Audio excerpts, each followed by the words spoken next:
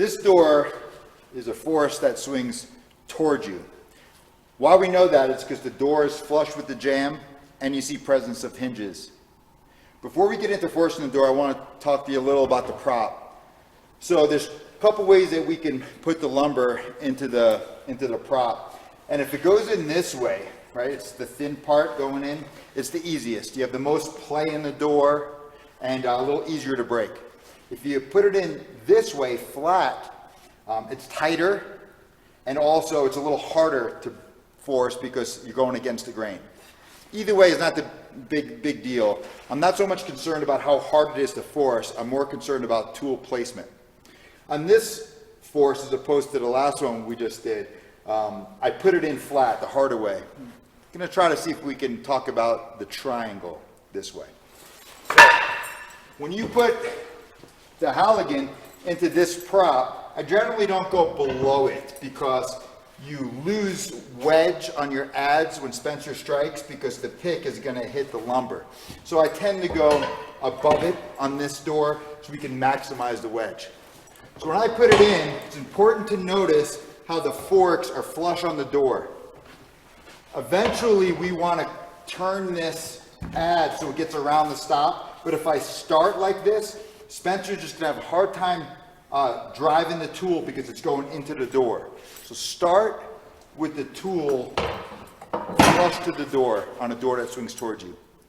Now I'm not concerned about telling Spencer when to strike because if he misses, he'll hit the door, and essentially I'm 30 inches away down here.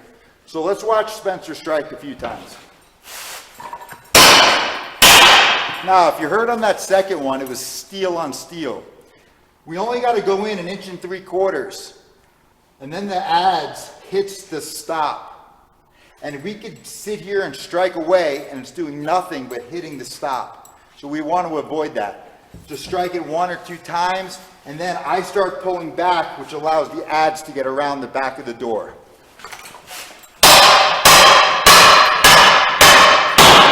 So as you can see here, just me pulling the forks away 4 to 6 inches allows the adze to get there. Now we'll force the door. And in this position, I'm not opposed to both teammates joining up and pulling if it's tough. I'll give it a try.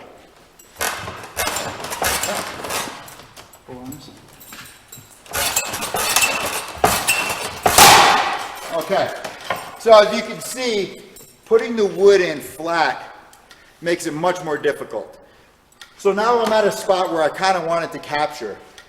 I'm forced, but not all the way. So now, if I have to do another push, being I have this space here, this is where we put the pick and the adze in. And we get a nice triangle. And now I'll continue to force.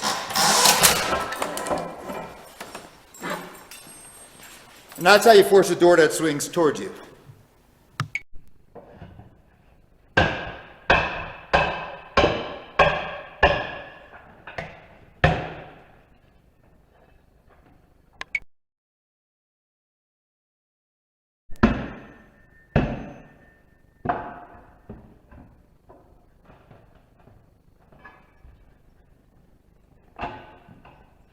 Right.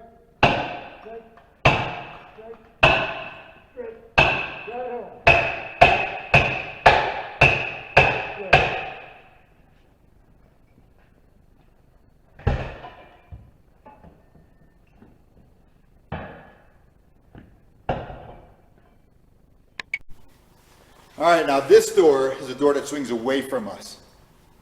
We know that because the door is recessed into the jamb and there's no presence of hinges.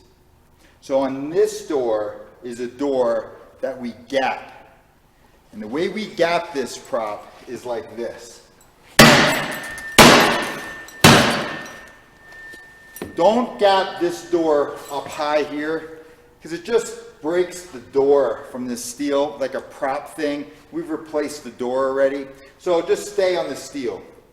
But why we gap this door that swings away is because it literally gives us a gap between the jamb and the door when we strike it. A little easier to place our tool. And it also could tell you where some locks are. If you strike it up high, and it has some bow, strike it here and it's really tight, strike it low and it has some bow, then you know that your locks are generally right here. So you can maybe feel some tightness that you wouldn't expect or see from the outside. So gap and lock placement. On the door that swung towards us, we don't gap that door for obvious reasons. The door that shuts on here, when you gap it, it's tight all the way and you don't get any gap to place your tool because all you're doing is hitting the door onto the stop. So it's only on the door that swings away. So now we're here. We started with the adze on the door that swings towards us. We're starting with the adze on the door that swings away from us. So you put the adze in between the stop and the door, and on this door, we want to lift up so the pick doesn't get in the way pushing down.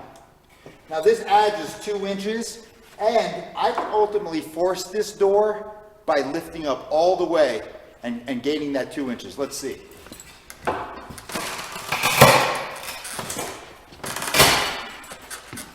Just by lifting 90 degrees, I force the door just with the adze. So on this prop, I like to discourage that. You could do it, but put the lumber in again and continue the force with only going about 45 degrees. The reason is because you lose all the fork play, using all the forks, and we want to train here for the hard forces out there. So now Spencer and I will force this door from the beginning. So I gap it. Adze in. I'm going to go about 45. Okay, now I got some pretty good gap in there, and now I want to put my forks in. So when I place my forks in, the bevel of the Halligan needs to go towards the door. That's how the tool is designed to force the door. Now, it seems logical that you'd want to go this way, so the forks can get driven in and not go into this jam and go around the tool. But when you do that, not saying it won't make some progress, but it's not designed that way because there's no meat here now to force the door. And when you go to force, you lose a lot of force because the adze, which is 6 inches, stops you from going the whole way. When you're here and go to force the door, your whole Halligan is able to go the whole way and use the bevel to force the door. So here we go. I'm going to tell Spencer when to strike because this tool is going to be moving the whole time and I don't want him to hit me. You'll also notice his perpendicular swing action. Strike, strike, strike, strike, strike, drive away.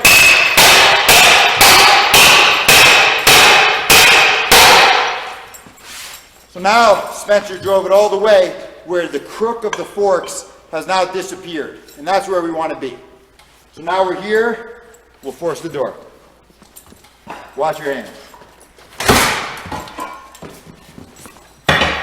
Once we're done, we'll control the door, and that's how we force a door that swings away from us.